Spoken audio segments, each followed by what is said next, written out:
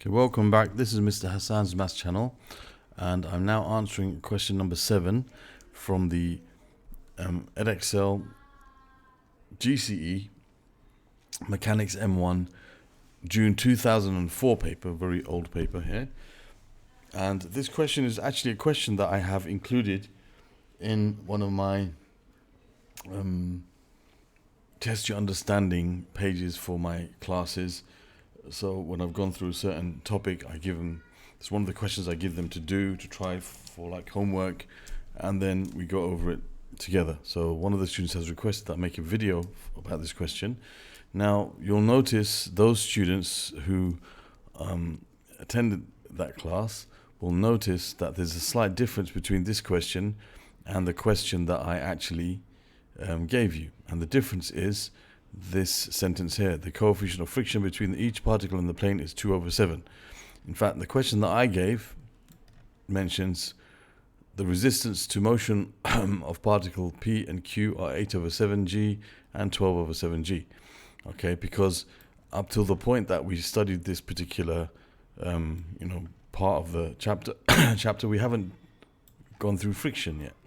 So we have to understand friction and how to work out the resistance, how to work out the friction in order to find these. So it's like I've kind of put some of the information that we need to find from this already in the question, so that the students who haven't studied friction, like the ones that at the time when I give this question, okay, they haven't studied friction, so that means they wouldn't know how to find those resistances to motion, which we need to do in order to solve this question.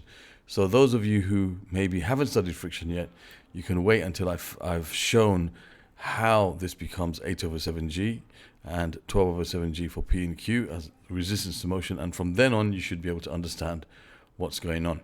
Okay, you might not understand the first part of this lesson, the first part, until I get to writing 8/7g here and 12/7g there. From then on you'll understand what's going on, hopefully. So first of all, I'm going to write down, or we're going to show all the forces acting on this particle.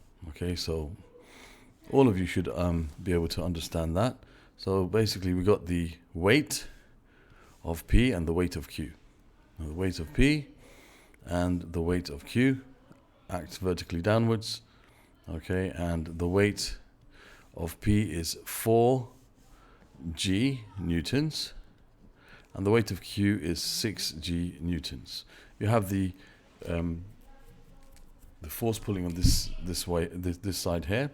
Okay, so P and Q are joined by a light inextensible string. Okay, it's light, so we ignore the weight of the string. It's inextensible, so all the particles which are attached to it will have the same acceleration. Initially, the particles are at rest on a rough horizontal plane with the string taut. That means there's tension in the string. The coefficient of friction between each particle and the plane is 2/7. Okay, mu is 2/7. As I said, those who haven't studied friction yet wouldn't know what we're talking about until later. A constant force of magnitude 40 newtons is applied to Q in the direction PQ as shown. Show that the acceleration is 1.2 meters per second squared. So once this force is applied and this thing starts to move, then there will be an acceleration, okay, in this direction, and the acceleration of P and the acceleration of Q and the acceleration of the whole thing will be the same, because they're attached together with this light inextensible string. So the other forces that are acting here are the reaction force between these which are in contact with the surface. So I'll call this RQ and RP. They won't be the same as each other. And then we've got the frictional force acting in this direction and in this direction. So we've got the frictional force for Q and the frictional force for P, which I've called, these are going to be the values that we'll find in a minute, but that's what the students who already, who I put this question for in like this, they will put those values, for P 8/7g and for Q 12/7g, then they would continue. Okay, but I'm going to now just show how we find that those are the values of the frictions. And what we know is that the system is moving, so as it's moving, friction has reached its maximum possible value for each of these particles. So the frictional force acting on P, okay, so if we consider the friction, F max has been achieved in each case, so that's going to equal mu times R.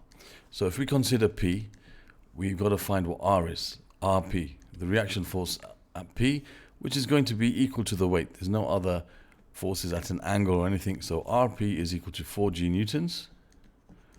Okay, so therefore the friction acting on P is equal to mu times R, which is 2/7 times 4G, which is 8/7G.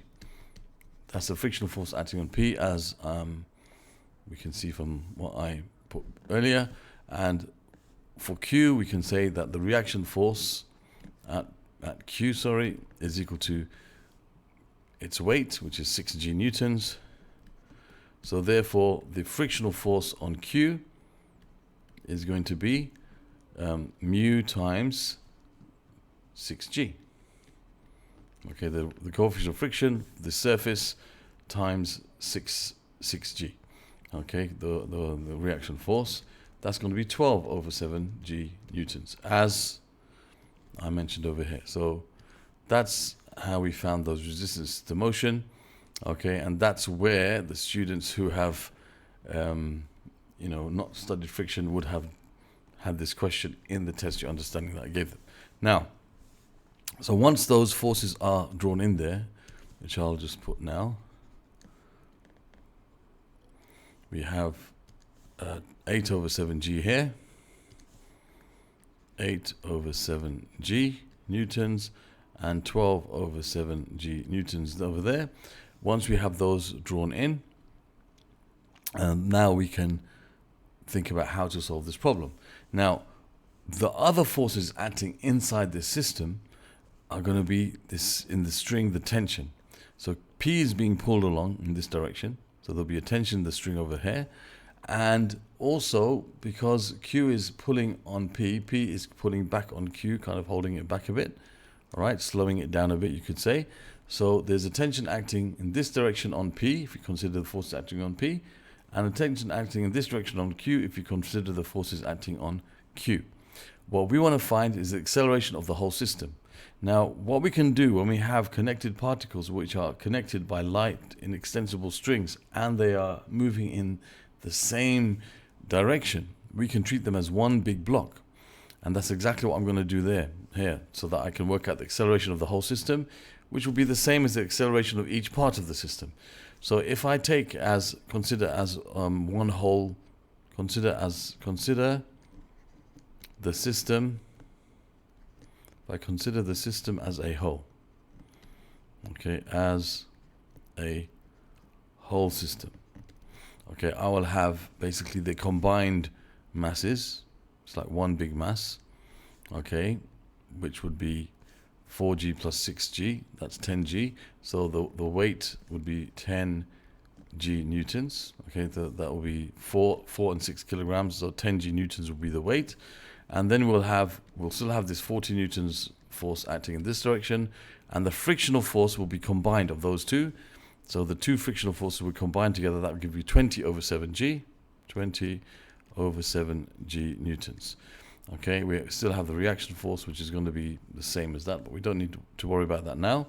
So what we can do now is we can set up an equation of motion. We can say that the resultant force is equal to the mass times the acceleration. So the resultant force here, it's accelerating in this direction.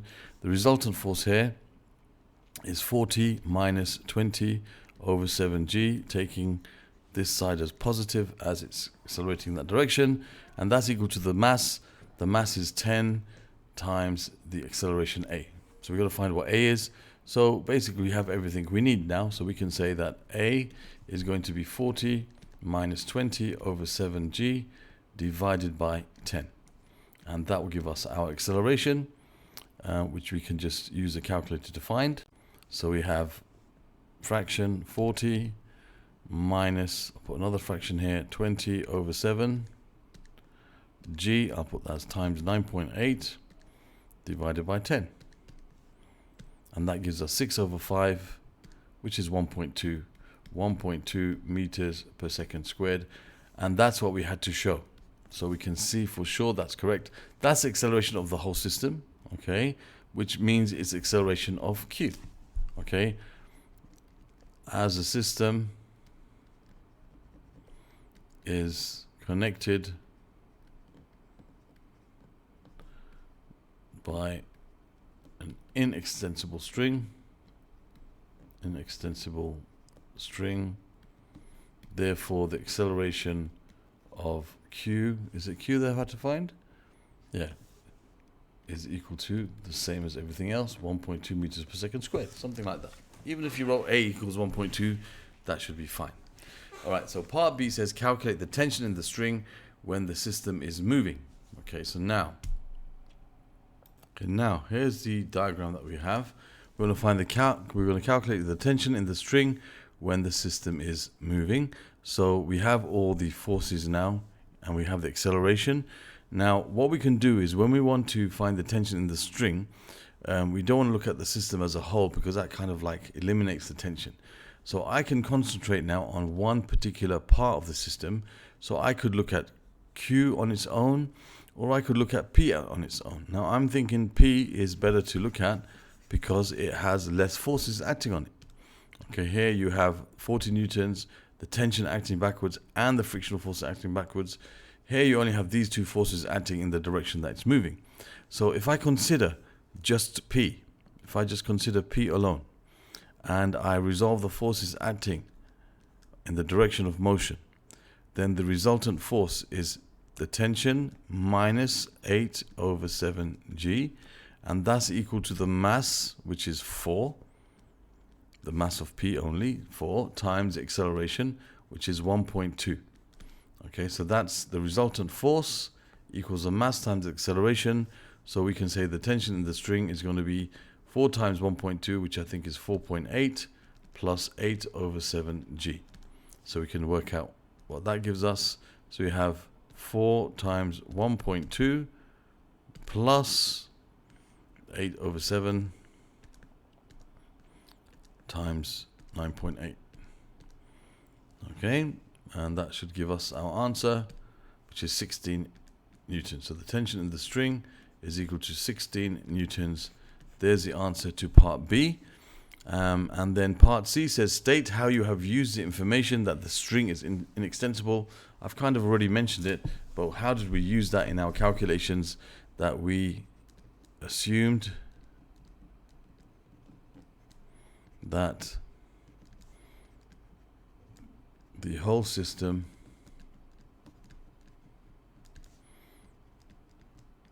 accelerates,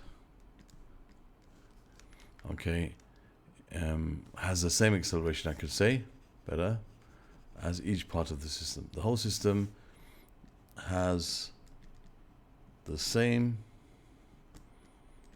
acceleration as the whole as each part of the system, something like that. All parts are accelerating with the same acceleration.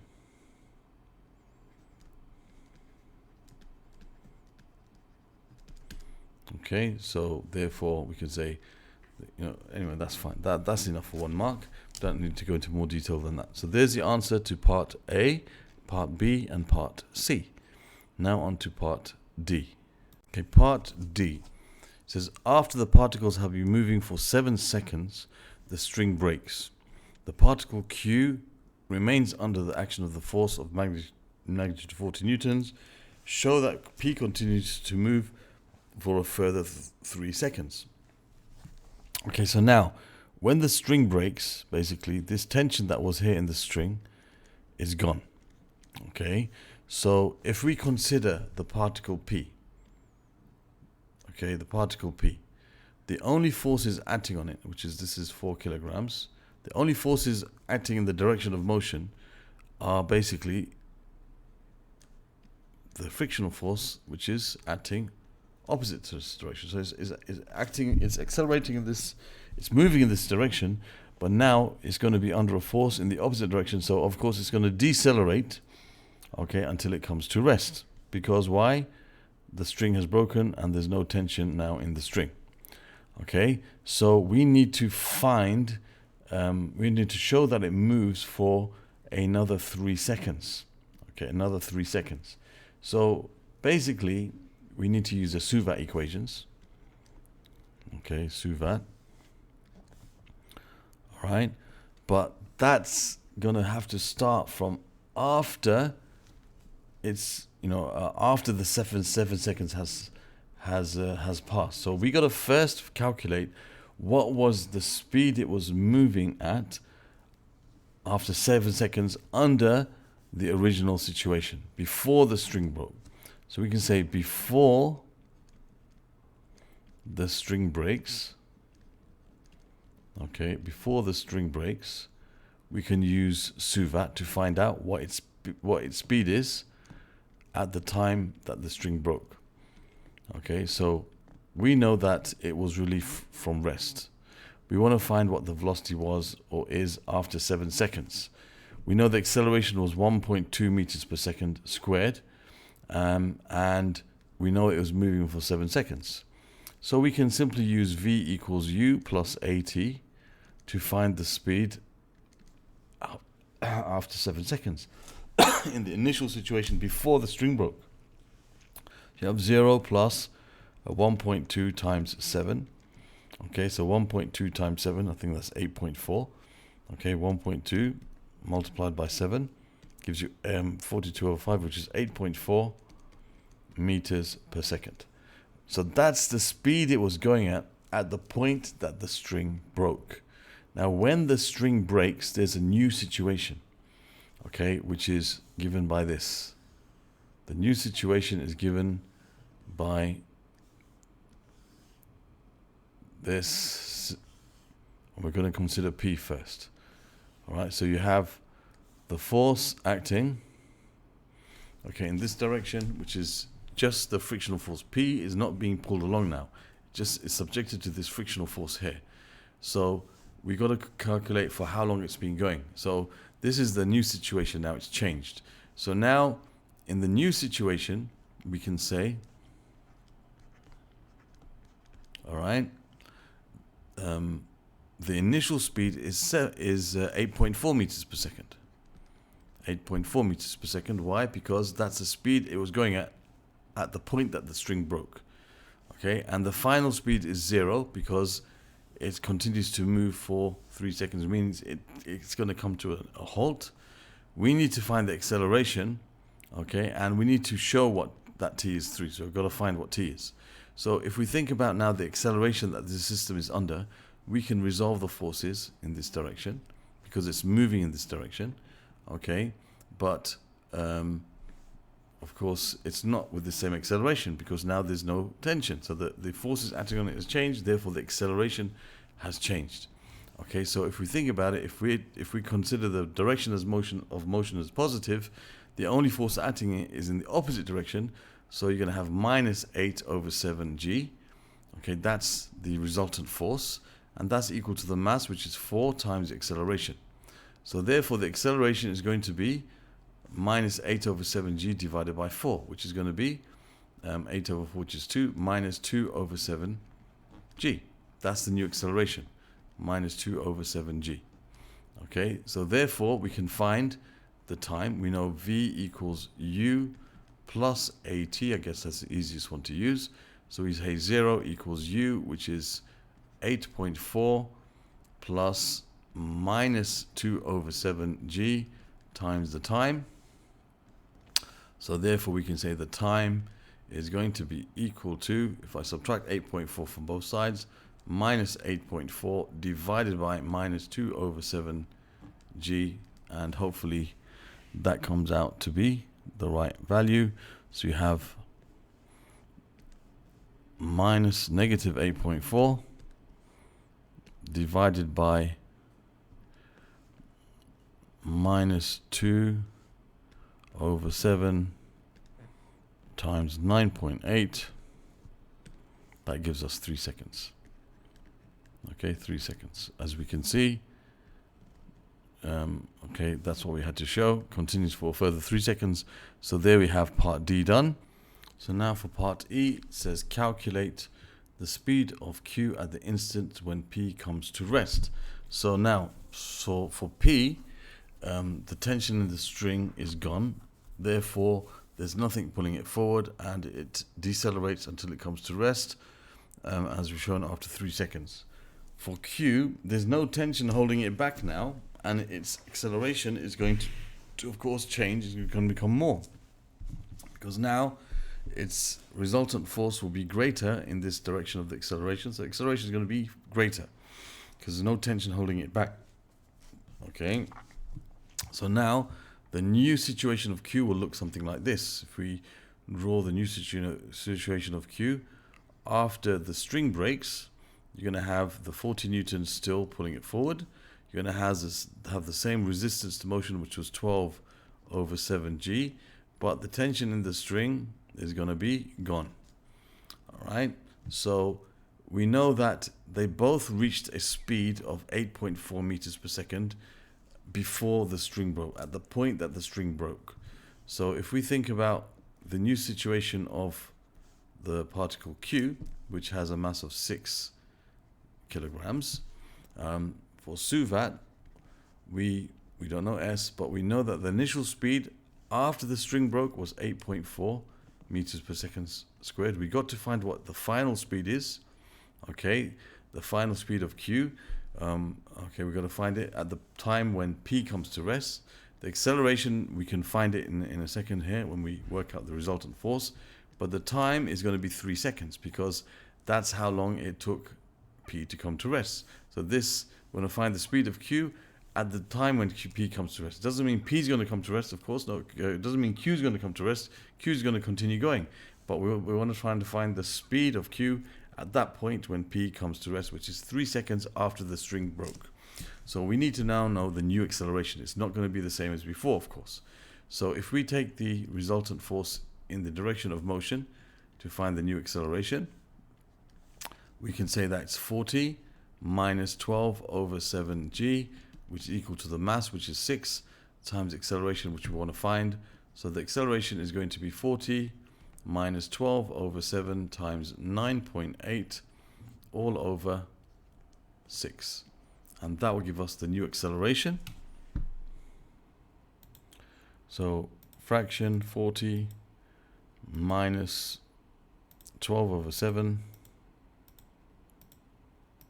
multiplied by 9.8 divided by 6. And that gives us 3.8667. So I'll write it as 58 over 15 for now.